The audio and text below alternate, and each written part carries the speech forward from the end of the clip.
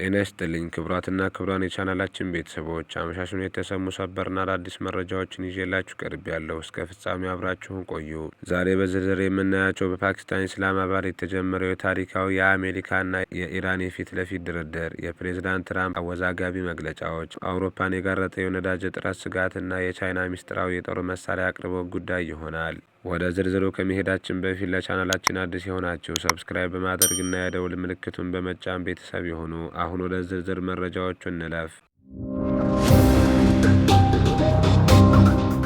የዓለም ጂኦ ፖለቲካዊ ምህዳርን ሲያናውጥ የቆየው የአሜሪካ እና የኢራን ፍጥጫ አሁን አዲስ ምዕራፍ ላይ ደርሷል። በፓኪስታኗ መዲና ኢስላማባድ በከፍተኛ ጥበቃ ስር በሚገኘው ሴሬና ሆቴል የሁለቱም ሀገራት ልዑካን ፊት ለፊት ተገናኝተዋል። ይህ ድርድር የታሪክ መጀመሪያ ነው ተብሏል። ለሰዓታት በሶስተኛው ወገን ሲካሄድ የነበረው ንግግር አሁን ግን ተደራዳሪዎቹ በአንድ ጠረጴዛ ዙሪያ እንዲቀመጡ ሆነዋል። ምንም እንኳ ውይይቱ ቢጀመርም በሁለቱም ወገኖች በኩል እሺ የሚል መንፈስ እንዳልታየና ድባቡ በውጥረት እየተሞላ እንደሆነ የአልጀዚራ ዘጋቢዎች እየገለጹ ይገኛሉ።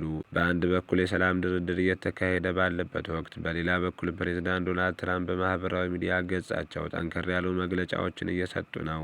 ትራምፕ እኛ የሆርሙዞች መጠን እያጸዳን ነው ሲሉ ተደምጠዋል። ቻይና፣ ጃፓንና አውሮፓውያን የነዳጅ መስመሩን ለማስከበር ድፍረቱም ሆነ አቅሙ የላቸውም ሲሉ ወርፈዋቸዋል። በተጨማሪም በርካታ ሀገራት ባዶ መርከቦቻቸውን ይዘው ነዳጅ ሊለምኑን ወደ አሜሪካ እየመጡ ነው በማለት አሜሪካ የነዳጅ ገበያውን ለመቆጣጠር ያላትን ፍላጎት አንጸባርቀዋል። አውሮፓ አሁን ላይ የከፋ የኢኮኖሚ ስጋት ተደቅኖባታል። የሆርሙዝ ወሽመጥ መዘጋት የአውሮፕላን ነዳጅ እጥረትን አስከትሏል። የአውሮፓ አየር ማረፊያዎች ማህበር ኤሲአይ ኢሮፕ ለኮሚሽኑ በላከው ደብዳቤ ክምችቱ ቢበዛ ለ2 ሳምንት ብቻ እንደሚበቃ አስጠንቅቋል። ይህም የአየር ትራንስፖርት ትስስር ከመቀነሱ ባለፈ በበጋው የቱሪዝም ወቅት ላይ ከፍተኛ ጉዳት ያደርሳል ተብሎ ተፈርቷል። ሲኤንኤን ባወጣው መረጃ መሰረት ቻይና ለኢራን ዘመናዊ ጸረ አውሮፕላን ሚሳይሎችን በድብቅ እያቀረበች እንደሆነ የአሜሪካ የስለላ ድርጅቶች ደርሰውበታል። ይህ እርምጃ ኢራን የተኩስ አቁም ጊዜውን የጦር መሳሪያ ክምችቷን ለማጠናከር የተጠቀመችበት እንደሆነ ማሳያ ነው ተብሏል። ቻይና ግን ይህንን መሰረት የሌለው ክስ ስትል አስተባብላለች። በሌላ በኩል ርዕሰ ሊቃነ ጳጳሳት ሊዮስ 14ኛ እና ፕሬዝዳንት ትራምፕ በቃላት ጦርነት ውስጥ ገብተዋል። ሊቃነ ጳጳሳቱ የትራምፕን ስልጣኔን የማጥፋት ዛቻ ፍጹም ተቀባይነት የሌለውና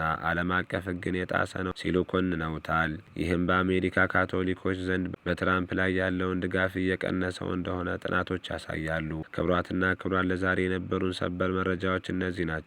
በፓኪስታን እየተካሄደ ያለው ድርድር ምን ውጤት እንደሚያመጣ አብረን የምናይ ይሆናል። ቪዲዮውን ከወደዳችሁት ላይክና ሼር ማድረጋችሁን እንዳትረሱ። በሚቀጥለው ቪዲዮ እስከምንገናኝ ቸር እንሰንብት።